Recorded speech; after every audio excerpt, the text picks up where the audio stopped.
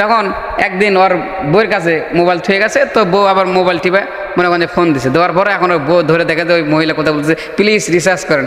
বউ বলছে কিরে, এই তো কাম সারছে, আমার স্বামী এদিকে অন্যজনের সাথে কথা বলে। তখন দুজনের মধ্যে গন্ডল লাগছে, লাগার পরে দুজন কেউ বুঝে না যে কী ব্যাপার, মহিলা কেমনি কথা বলে, এখন নিয়ে গেছে তুমুল গন্ডগোল ফাঁসাদ। তখন বিচার বসছে, বসার পর বলতেছে আমার স্বামী অন্য সাথে প্রেম করে, অন্য মেয়ে আমার স্বামীর মোবাইলের মধ্যে কথা বলে। এখন বিচার বসার পর বলছে দেখি কী কথা বলে, একটু শুনি, কার সাথে কথা বলে, দেও প্রমাণ টমান দেখি। তখন বাইক করতেছে, দিয়ে মোবাইল কানে ধরে দেখে বলতেছে প্লিজ রিসার্চ করেন। বিচারকরা ডাকতে বলতেছে এই ব্যাকুপ, তুই মোবাইল কিনেছিস কিসের জন্য রে? মোবাইল বোঝা লাগবে না এটা কিসের জন্য? এই প্লিজ রিসার্চ করেন। এই মহিলা বলতেছে তোমার টাকা ফুরে গেছে, তোমার টাকা ভরো। সেটা বলবেন না আগে, আছে না নাই?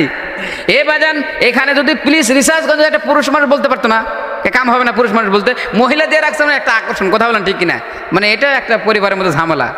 মহিলাদের আওয়াজ কিন্তু কোনো মহিলা পছন্দ করে না।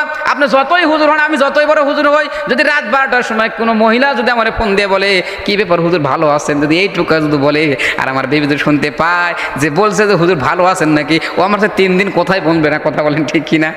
মহিলার সব সহ্য করতে পারে, কিন্তু স্বামীর সাথে কারো কথা বলা এটা সহ্য করতে পারে। এ বাজান আসেন, বলতে বলতে অনেক দূর চলে এসেছি। এই জন্যই বলতেছিলাম এই মোবাইল আসার কারণে প্রেম প্রীতি ভালোবাসা বেড়ে গেছে, কথা বলেন ঠিক কিনা? আসেন, যেই কথা বলতেছিলাম আমরা চতুর্দিকে গুনার মধ্যে লিপ্ত, কথা বলেন ঠিক কিনা? বর্তমানে তো এমন গুনাহ শুরু হয়েছে যে মহিলা টিম দিয়ে বল খেলা হইতেছে, কথা বলেন ঠিক কিনা? আছে না নাই? আর এখন বলেন তো, যেই মাঠের মধ্যে মহিলা টিম দিয়ে মহিলাদেরকে হাফ প্যান্ট পরাইয়া ফুটবল খেলতে নামা দেওয়া হয়েছে, আর পুরুষরা দেখতেছে, বলেন তো পুরুষেরা কি একটা বল দেখতেছে না আরো বল দেখতেছে? কি হাসতেছেন কে?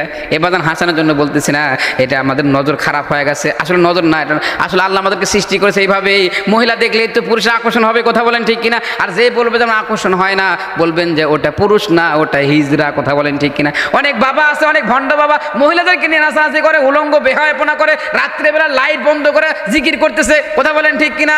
সারা রাত মাখামাখি করে, আবার যদি জিজ্ঞাসা করে এই পীর সাহেব তুমি মহিলা জিকির করো, মহিলা নাচানাচি করো, বলে জানো আমাদের কিচ্ছু হয় না, তুমি হিজড়া, কথা বলেন ঠিক কিনা?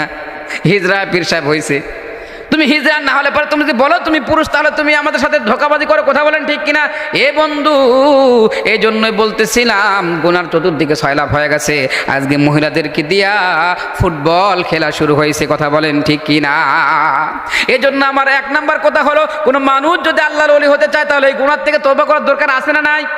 এ বাজান, এই জন্য তোমাদেরকে বলো তওবা কেমন করে করবা? যার বাড়িতে টিভি আছে টিভিটাকে বেচিয়ে দাও, তাহলে টিভিটাকে ভেঙে ফেলাও। যার কাছে টাচ মোবাইল আছে টাচ মোবাইলটা ছেড়ে দাও।